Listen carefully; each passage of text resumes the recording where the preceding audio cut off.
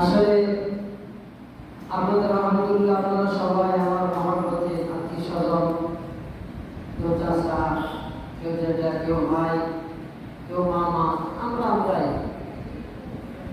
মাহফিলের সময় আপনাদের সাথে দেখা হয়, অত্যন্ত আনন্দিত হই, খুশি হই। আপনারা আমাকে দেখে খুশি হন, মায়া করেন। আন্তরিকতা এবং মায়া মহব্বত বজায় লক্ষ্যে আবার আজকে জুমার নামাজে হাজির হওয়া, আপনাদের সাথে দেখা সাক্ষাৎ করা, একটু মত বিনিময় করার আল্লাহ তাআলা সুযোগ দিয়েছেন। এই জন্য আমিও আল্লাহ পাকের দরবারে অন্তরস্থল থেকে শুকরিয়া জ্ঞাপন করছি। আলহামদুলিল্লাহ। মহাগ্রন্থ কালামুল্লাহ হাকিমের একখানা আয়াত তেলাওয়াত করেছি। বিশ্বনবী সাল্লাল্লাহু আলাইহি ওয়াসাল্লামের অবতীর্ণ হাদিস থেকে একটি হাদিস পাঠ করেছি।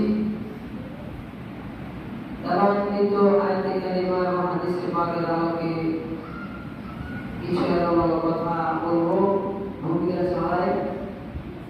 আল্লাহ তাআলা ধৈর্যের সাথে মনোযোগ দিয়ে আমল করার নির্দেশনা তৌফিক দান করুন। আমিন। আসলে আমরা যত ইবাদত করি,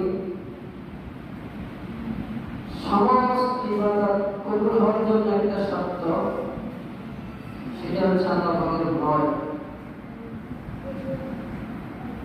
আল্লাহ পাকের ভয় যদি তারা অন্তরে না থাকে, নামাজ পড়ে সে মানুষ খুন করে।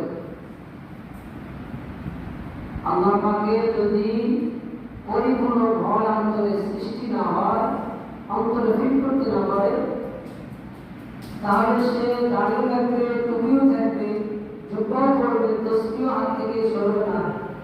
আবার সে সুদ ঘুষের সাথে জড়িত থাকবে, গীবত শিকার, হিংসা বিদ্বেষ, পরের ক্ষতি, মুখের ভাষা গালিগালাজ করে, মুমিনের সাথে খারাপ আচরণ করা হতে শুরু করে যত অপকর্ম আছে সব করবে।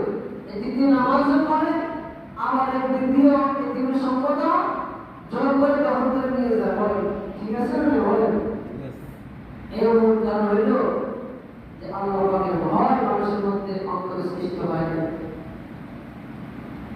যদি আল্লাহ পাকের ভয় অন্তরে সৃষ্টি হইত,